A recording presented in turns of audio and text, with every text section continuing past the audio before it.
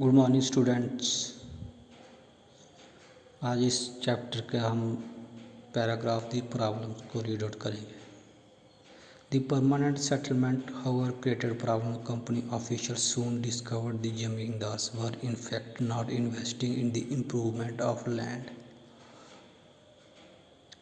The revenue that had been fixed was so high that the zamindar found it difficult to pay anyone who failed to pay the revenue loss is zamindar.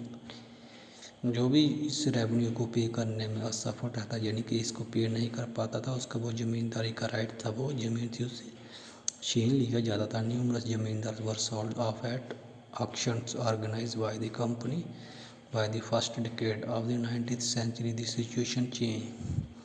कुछ लोगों ने अपनी ज़मीन को इसी base पे, इसी तरह से ऑक्शन पे में लगा दिया गया था. वह The price in the market rose and cultivation slowly expanded.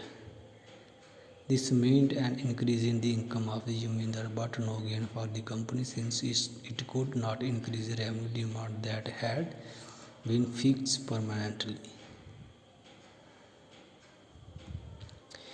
Even then, the zamindar did not have an interest in improving the land. Some had lost their lands in the earlier years of settlement.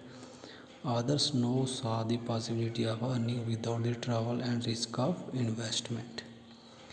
As long as the zamindar could give out the land to tenants and get rent. Tenants यानी कि जो किसान वर्ग होता है, मजदूर होता है, उन्हें tenants करता. They were not interested in improving the land.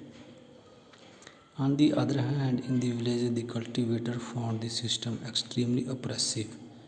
The rent he paid to the zamindar was high and his right on the land was insecure.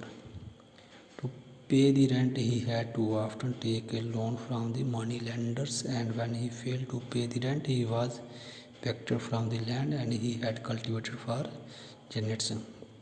जो बड़े बड़े ज़मींदार से, उनसे मनी लेंडर से उनके लोन के से पैसे उठाते, लेकिन जब वो लोन रिपे नहीं कर पाते थे तो जो मनी लेंडर्स थे उनके ज़मीन को हड़प कर लेते थे.